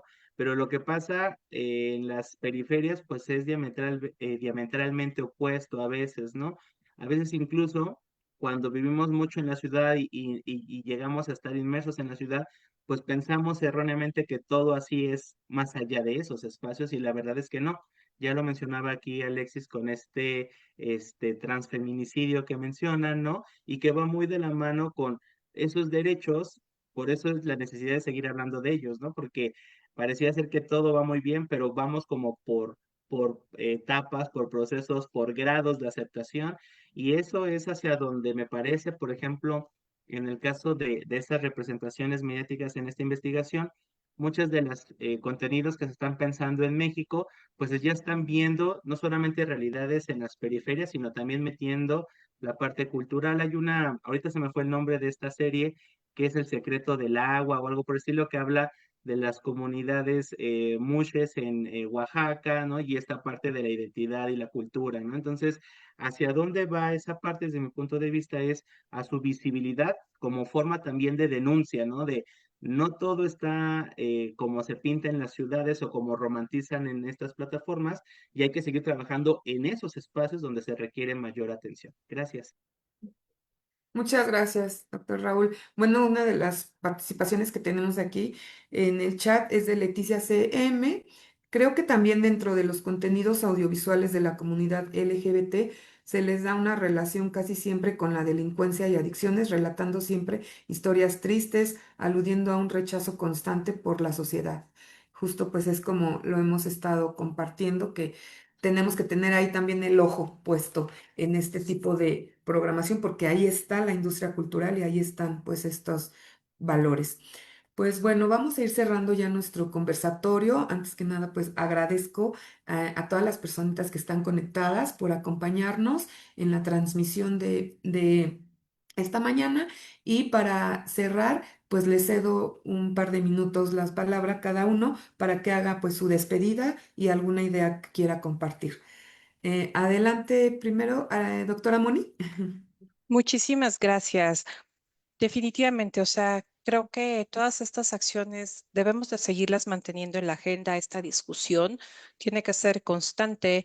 Tenemos que seguir abriendo los espacios, ¿no? A quienes por X o Y razón no han podido tener este acceso, ¿no? A los espacios. Ahorita pensando en las personas de la periferia. ¿No? Muchas veces es bueno, desde dónde lucho, ¿no? Y quienes a lo mejor ya están en algún espacio de toma de decisiones, su chamba es abrir, ¿no? Abrir estos espacios para que las demás personas se sumen. Ninguna opinión es menos importante que otra. Entonces, mientras se siga alzando la voz, se siga poniendo esto en la agenda y sigamos teniendo estos espacios, ¿no? De escucha, de discusión, de intercambio de información, vamos a seguir teniendo avances, ¿no? Tristemente, ¿no? De repente vamos viendo que se obtienen derechos, se obtienen reivindicaciones y alguna situación del contexto va para atrás, ¿no? Pareciera que se dan un paso enfrente, dos hacia atrás, ¿no? Entonces esto tiene que ser constante, constante y pues bueno, subirnos todos como esta parte, ¿no? De la sociedad. O sea, al final toda la sociedad tenemos este compromiso por construir espacios dignos desde los medios de comunicación, desde otras instancias, y pues es un compromiso social, no solamente de un colectivo, de un grupo, ¿no? Es responsabilidad de todas las personas porque estamos hablando de derechos humanos fundamentales. Muchísimas gracias. Gracias, doctora Moni. De antemano, pues muchas gracias por compartirnos estas ideas y el tiempo, muy valioso. Adelante, Alexis. Ujú. Sí, muchas gracias. Bueno, nada, me gustaría abonar un poquito acerca de la pregunta que nos hicieron llegar porque me encanta que planteemos hablar también desde las periferias, ¿no? Yo me asumo como un hombre gay que vive en las periferias del Estado de México, en el estado de la ciudad, y justo me toca vivir estas realidades en las que pareciera que sales de la Ciudad de México y todos tus derechos como persona LGBT terminan, ¿no? Incluso es como prefieres dejar de tomarle la mano a tu pareja porque sabes que una vez que pises el Estado de México, cualquier cosa puede suceder, ¿no? Eh, y bueno. Me gustaría cerrar un poco con esta última referencia que hacía Anthony de esta serie de Secreto del Río, porque me parece fundamental abordar estas temáticas, insisto, desde estas otras realidades, ¿no? Como la comunidad Mushe, en donde hay una interacción bien interesante en la serie de una chica que sale de la comunidad y después regresa y regresa con una identidad trans, ¿no? Y entonces ahí hay un choque cultural entre la comunidad Mushe, que se asume como personas Mushe, y ella que no se asume como Mushe, se asume como una mujer trans, ¿no? Y son estas realidades culturales, ¿no? Que vivimos hoy en día como comunidad LGBT más, ¿no? Esta cuestión del no binarismo, de los pronombres, ¿no? De asumirse como ella, en las que pareciera que mm, muchas personas no logran entender el trasfondo de el asumirse bajo estas identidades, ¿no? O sea, incluso ya llevando de tajo tantos años insistiendo en estos temas, hoy en día incluso el lenguaje incluyente, ¿no? Pareciera en muchos espacios no ser aceptado, ¿no? Hoy en día. Y esas son las luchas que aún tenemos que continuar en los espacios eh, cotidianos, ¿no? En donde nos enfrentamos a lugares de trabajo donde no son reconocidas nuestras identidades, ¿no? En donde en lugar de llamarle por sus pronombres, se les cosifica bajo otros, ¿no? Que no son con los que uno se asume. Entonces, pues esta lucha, como iniciaba esta conversación, es diaria para quienes nos vivimos y asumimos como parte de la comunidad LGBT más, ¿no? Y la intención es hacerlo macro, ¿no? Llevarlo a otros espacios, llevar esa conversación a otros lugares y mantenerlo en la agenda fuera del mes de junio, ¿no? Y que incluso dentro de la misma facultad y la misma universidad, estas temáticas puedan ser llevadas más allá de este mes, ¿no? Más allá de las aulas y hacerlo como una práctica cotidiana de inclusión que vaya más allá de poner una leyenda en los baños, ¿no? De poner una leyenda en los negocios, en las universidades, de decir somos inclusivos, que vaya más allá de ello, ¿no? El cambio tiene que ser cultural, de conciencias, actitudinal, y esperemos ir haciendo, ¿no? Abonándonos. Insisto, hay buenas referencias, como las que acabamos de dar. Hay malas, también muy, muy malas, pero no hay que quitar el dedo del renglón. Muchas gracias. Gracias, Alexis. Y pues también es un reconocimiento porque pues tú has llevado más allá de las aulas pues, estas premisas, esta importancia de este tema, ¿no? En tu parte como activista y pues necesitamos mucha gente también como tú. Entonces, pues un gran reconocimiento. Doctor Raúl. Sí, pues bueno, primero que nada agradecer a la coordinación del Centro de Estudios en Ciencias de la Comunicación por hacer este espacio, ¿no? Creo que es un esfuerzo muy importante tener aquí a la doctora Mónica, al licenciado Alexis, ¿no? Y sobre todo yo creo que ¿cómo se le llama? Que una conclusión es una reflexión, ya me parece como en los congresos, ¿no? Tengo aquí un comentario que hacer, pues es sobre todo invitar a los y les estudiantes de la carrera de comunicación a que se animen a hacer este tipo de estudios, ¿no? Que vean que hay profesoras y profesores que trabajamos estas temáticas, porque a veces el primer reto es changos, ¿no? quién trabaja estos temas, cómo me va a ver, a lo mejor y me va a decir que no, porque son temas que no son relevantes, y la verdad es que sí están cobrando mucha relevancia, y creo que una primera forma de eso, pues es que ellos vean que en nuestra coordinación y en nuestra carrera, pues hay profesoras y profesores que abordan estas temáticas, ¿no? Entonces creo que eso da una primera luz para invitarlos, y sobre todo también, pues hacer críticos con estas dimensiones de la comunicación, ¿no? Sobre todo para plantear en un futuro quizás esa idea como de una justicia mediática, ¿no? O sea, pensar en que los medios puedan estar generando conciencia y no contribuyendo a legitimar discursos de odio, a promover o validar este tipo de violencias, ¿no? Entonces, yo lo dejo hasta allí. Pues bueno, gracias también a la maestra Griselda porque su moderación siempre es muy, muy buena, muy acertada, y sobre todo también que nos permite dialogar y encontrar esos espacios, pues para poder seguir manteniendo vínculos con nuestros egresados, ¿no? Pero también con los estudiantes que seguramente están viendo este contenido. Gracias. Muchas gracias, Raúl. Gracias, gracias. Y justo, pues sí, extender esta invitación, muy, muy pertinente tu idea, que participen nuestros estudiantes que todavía están aquí, ¿no? Que se acerquen a la coordinación, los invitamos para que podamos canalizarlos, pues con ustedes, con nuestro planta docente, nuestros profesores que están haciendo investigación, ¿no? Que están muy presentes en este tema y que podemos lograr juntos, pues con un mayor esfuerzo, mejores resultados. Entonces también se trata pues de que vayamos avanzando, a lo mejor es poco a poco, pero desde las aulas, desde sus ideas, podemos aquí abrirles estas puertas para poder avanzar, ¿no? Me parece muy, muy buena idea. Muchas gracias, pues en nombre de la coordinadora, la maestra Jessie Cano, del Centro de Estudios en Ciencias de la Comunicación, también de nuestra secretaria académica, la licenciada Mich Guevara, y pues en mi nombre, de verdad, todo mi reconocimiento para su trabajo, porque en cada uno de sus ejes, pues han logrado mucha investigación y pues esos son pasos agigantados para nosotros.